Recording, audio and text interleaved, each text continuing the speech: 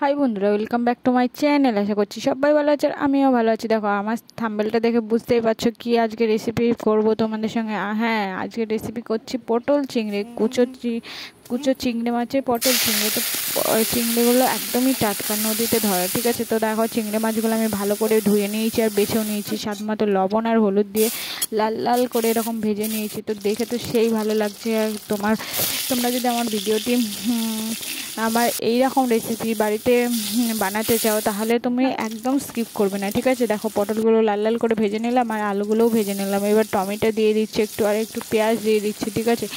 আর এই রেসিপির এইতে লাগবে তোমার লবণ, স্বাদ মতো লবণ, হলুদ আর কাঁচা লঙ্কা, তারপরে জিরে, রসুন, আদা, এগুলো সব দিয়ে দিয়েছি, ঠিক আছে। তো তারপরে দেখো আমি এগুলো সব কিছু দিয়ে দিলাম। তারপরে একটু জল দিয়ে দিলাম, জল দিয়ে আলু পটলটাকে একটু কষে নিলাম মশলা দিয়ে। তারপরে মাছগুলো দিয়ে দিলাম। যদি আমার ভিডিওটি ভালো লাগে থাকে লাইক, কমেন্ট, শেয়ার আর সাবস্ক্রাইব করতে ভুলবেন আমার চ্যানেলটিকে। আর সঙ্গে থাকবে, পাশে থাকবে।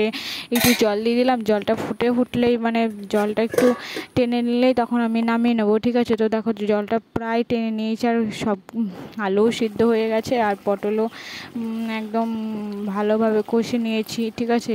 তো দেখো আমার ভিডিওটি কেমন লাগলো অবশ্যই জানাবে আর সঙ্গে থাকবে, পাশে থাকবে। আজকের মতো পটল চিংড়ির রেসিপি যদি বানাতে চাও তাহলে ঘরে বসেই আমার ভিডিওটি দেখতে থাকো আর স্কিপ করবে না একদম, ঠিক আছে। তো দেখো আমার একদম এই পটল চিংড়ির রেসিপি তৈরি। তো এবার পরিবেশন করবো। টাটা, আজকের মতো আবার আসবো পরের ভিডিও নিয়ে।